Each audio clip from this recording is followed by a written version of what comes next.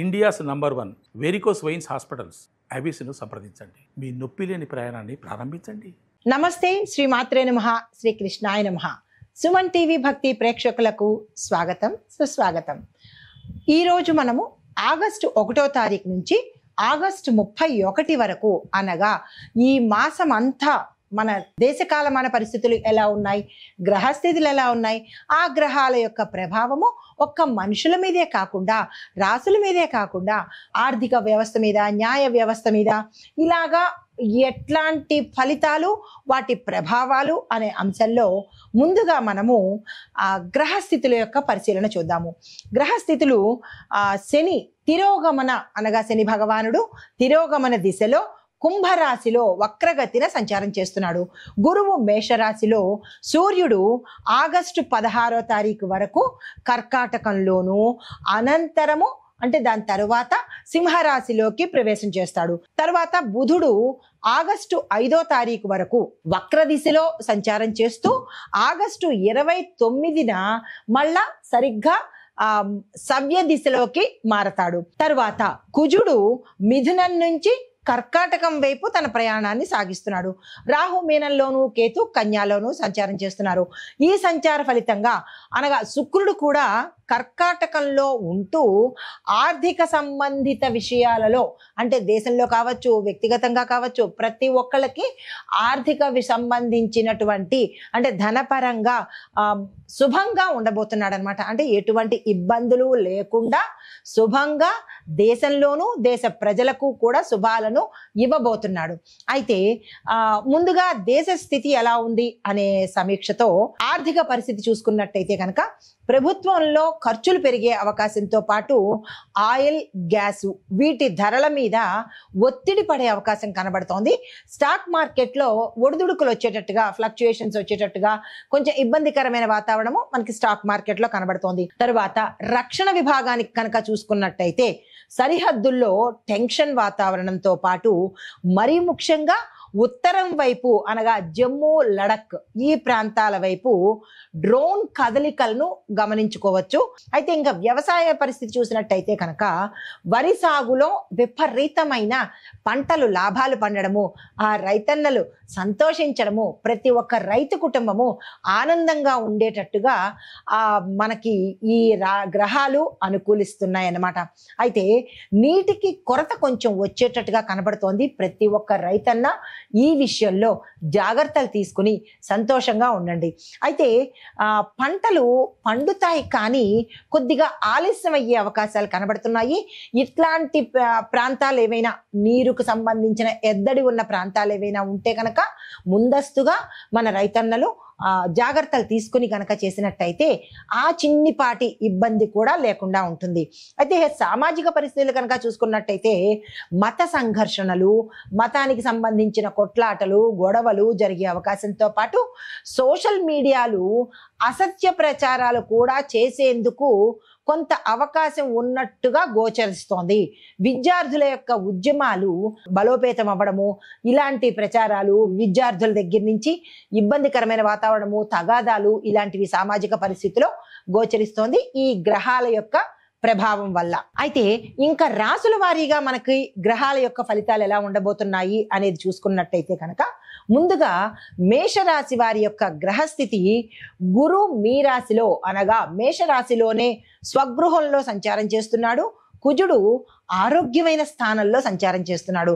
సూర్యుడు 5వ, 6వ ఇంట ఈ రెండింటిలోనూ తన యొక్క సంచారాన్ని చేస్తున్నాడు. అయితే ఈ సంచార ఫలితాలు మేషరాశి వారికి ఎలా ఉండబోతోందంటే కనుక ఉద్యోగ రంగంలో, అంటే ఈ రాశిలో ఉండే స్త్రీలైనా పురుషులైనా మీ యొక్క ఉద్యోగ రంగంలో పురోగతి, డెవలప్మెంట్, గ్రోత్తో పాటుగా మీరు ఏదైతే అనుకుంటారో ప్రమోషన్స్ కోసం కావచ్చు, ప్యాకేజ్ పెరగడం కావచ్చు, ఉన్న స్థానం నుంచి వేరే స్థానానికి వెళ్ళాలనుకున్నా, ఇలా మీరు గతంలో ఈ జూలై మాసంలో ఏవైతే మీరు అనుకుని ఉండి ఉంటారో అవి అన్నీ, మీ కలలన్నీ ఈ మాసంలో తీరేటట్టుగా గ్రహాల యొక్క ఫలితం చక్కగా ఉండబోతోంది. అయితే వ్యాపారాల్లో మీకు కాంపిటీషన్ పెరిగే అవకాశం కనబడుతోంది. వర్తక, వ్యాపార, వాణిజ్య, పారిశ్రామిక రంగాల్లో ఉన్న వాళ్ళు ఎవరికైనా సరే మీకు కాంపిటీటర్స్ ఎక్కువ అవుతారు. మీరు నాణ్యతా ప్రమాణాలను పాటించినట్టయితే కనుక స్థిరంగా నిలబడే అవకాశం కనబడుతోంది. ఈ రాశిలో ఉండే ప్రతి ఒక్క వ్యాపారస్తులు నాణ్యతా ప్రమాణాలను పాటించుకోండి. సుస్థిరమైన స్థానాన్ని మీదంటూ ఒక ఐడిని, ఒక స్టాండర్డ్ ని ఏర్పరచుకోండి. పెట్టుబడులకి ఇది చక్కని ఈ మాసము చాలా మంచి అనువైన మాసము.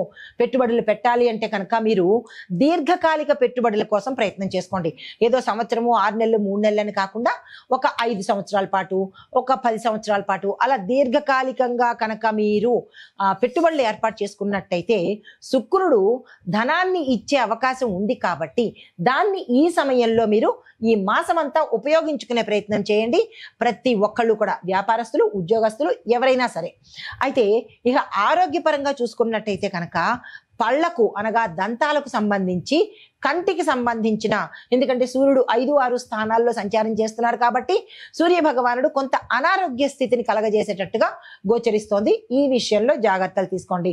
తర్వాత కుటుంబ పరంగా చూసుకున్నట్టయితే కుటుంబ పరంగా అన్ని రకాలుగా అన్యోన్యంగా ఉంటుంది. శుభవార్తలు వింటారు. శుభకార్యాలు కూడా చేసేందుకు సూచనలు కనబడుతున్నాయి. ఉపనయనాలు కానీ, పెళ్లిళ్ళు కానీ, ఇలాగా ఏదైనా శుభకార్యాలు చేసేందుకు కూడా సూచనలు కనబడుతున్నాయి. ఆకస్మిక ధనప్రాప్తి కూడా మీకు 4 వైపుల నుంచి వచ్చేటట్టుగా గోచరిస్తోంది. తర్వాత మీరు ఏదైనా స్థిరచరాస్తులు కొనుక్కోవాలన్నా, అమ్ముకోవాలన్నా, లేదా అంటే వాటికి సంబంధించిన లావాదేవీల్లో మీరు గతంలో ఇరుక్కుపోయినా, అంటే భూ సంబంధిత తగాదాలు కావచ్చు, లేదా ఇళ్లకు సంబంధించిన తగాదాలు కావచ్చు, ఇలా వీటిల్లో మీరు జూలై మాసంలో కానీ కొన్ని ఏళ్ల నుంచి కనుక ఇబ్బందులు పడుతూ ఉంటే ఈ మాసంలో మీకు చక్కని తీర్పు, ఉపశమనం రావడంతో పాటు మీ వైపుగా తీర్పు వచ్చేటట్టుగా కొన్ని సూచనలు అయితే కనిపిస్తున్నాయి. అయితే ఎవరైనా వివాహం కోసం ప్రయత్నం చేసేవాళ్ళు, లేదా విదేశాలకు వెళ్ళి అక్కడ చదువుకోవాలనుకున్న వాళ్ళు, ఇలాగ ఎవరైతే ఈ రాశిలో ఉండేవారు ప్రయత్నాలు చేసుకుంటారో ఆ ప్రయత్నాలన్నీ వేషుగ్గా చక్కగా అయ్యే అవకాశాలు కనబడుతున్నాయి. ఈ 30 రోజుల పాటు వృధా చేసుకోకుండా మీ కార్యక్రమాలకు వెంటనే శ్రీకారం చుట్టండి, ప్రణాళికలు వేసుకోండి. దానికి తగ్గట్టుగా మీరు ఆలోచన చేసుకోవచ్చు.